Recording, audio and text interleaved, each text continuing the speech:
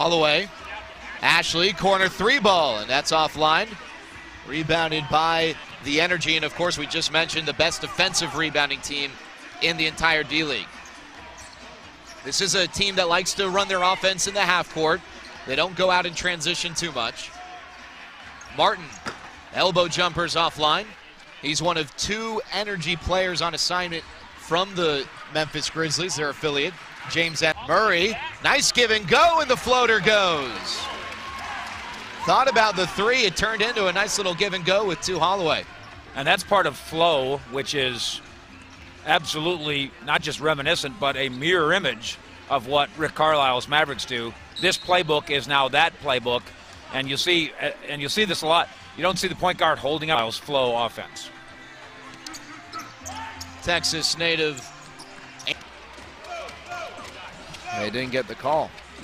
Nick Van Exel yells out flow. And if you're a Mavericks fan, you'll recognize this. Parks unable to get the roll. Singh fighting for the rebound, doesn't come away with it. Martin does. Right down the chute, he finds Stevenson, dropped off, and it's Wright who finishes. Love to have him shuffle over and be in the way of these offensive thrusts. Down 4 on the clock. Holloway with time hoisted up, and it's going to go out of bounds with a second left. I think he thought that he was being fouled in the process of shooting. The Energy with a foul to give, they could have done that. Martin gonna have to let it go, and it's intercepted, and that's gonna bring us to the end of the first half. It was a good first quarter for the Legends Fish. They were leading at the end of 1, but they're trailing by 11. 26 on a 3. He's leading all scorers with 17 points after going 4 for 4 from deep in the first half. You talked about it early. You know, one of the reasons why the Energy are such a good defensive rebounding team, it seems like they're always in the right position. Right. Doing a good job getting that spot on the block, boxing out. As Martin knocks down the shot, they're going to review it. C.J. Washington giving the signal. They're going to, and it's going to be out of bounds off of Holloway. He's saying that it was. You'd like to get it. You wouldn't think it would make such a big difference, but the scoreboard's right in your face. Every trip, both ways. And there's a difference psychologically between 10 and 7.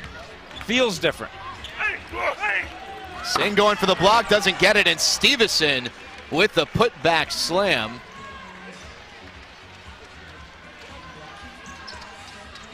Seeing a guy, speaking of hitting his stride, Brandon Ashley knocking down the 3. He's got 7 points here in the third quarter. You know, when I check in every day with G-Bag Nation on 105.3 The Fan, Gavin Dawson always makes fun of me because I want to talk so much about the psychology of sports. But it's absolutely pivotal what you're saying about the first game back into town. You see it in baseball on what they call getaway day. Getaway day. And there's lethargy that goes along with that. If you can, in attendance, Elvis Andrus is at the Mavericks game, and so is Johnny Manziel. Well, sir, I don't know that Johnny Manziel's a hero of mine. Are they together? Tell me they are not together. I don't think they're together. Okay, good. It's the last thing that Elvis Andrus needs. Lob attempt. Stevenson comes down with it. Off the glass, no good. Ball batted around. Ashley's got it. The Legends with numbers. Murray behind the back, and it's deflected and stolen.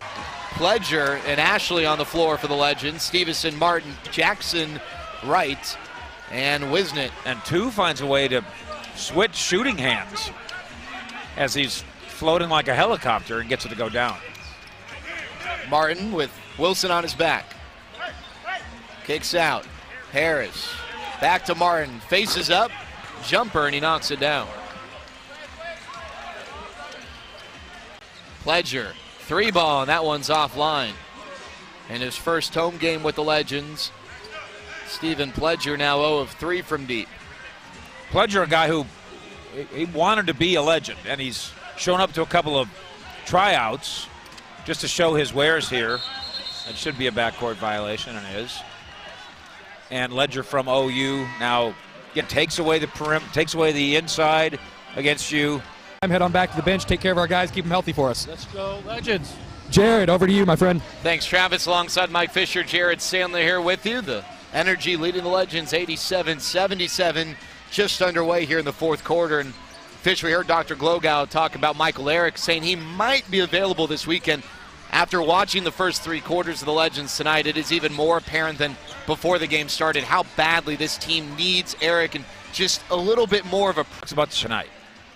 It's a little bumpy and it's a little nudgy and it's physical. And when the Legends go into the lane, they get knocked around a little bit and they need calls they're not getting, and that's a big reason they're down 10. Martin feeding right back to Martin, but he never quite had control, but he will get the foul called, which would likely send the ball to the line. 87-70. Looky here, the Legends are down by 1. And they might have even just tied the game, Fish. It'd be kind of nice to know. I know. But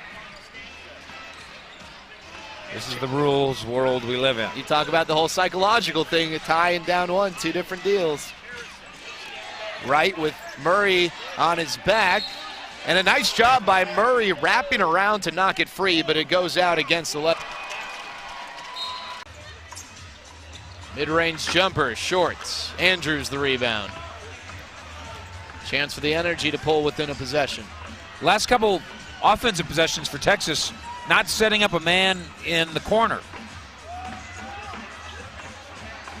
Lob, Andrews, and he gets it to go even though he didn't really finish the dunk. He struggled to finish alley-oops, but he was able to get that one to fall.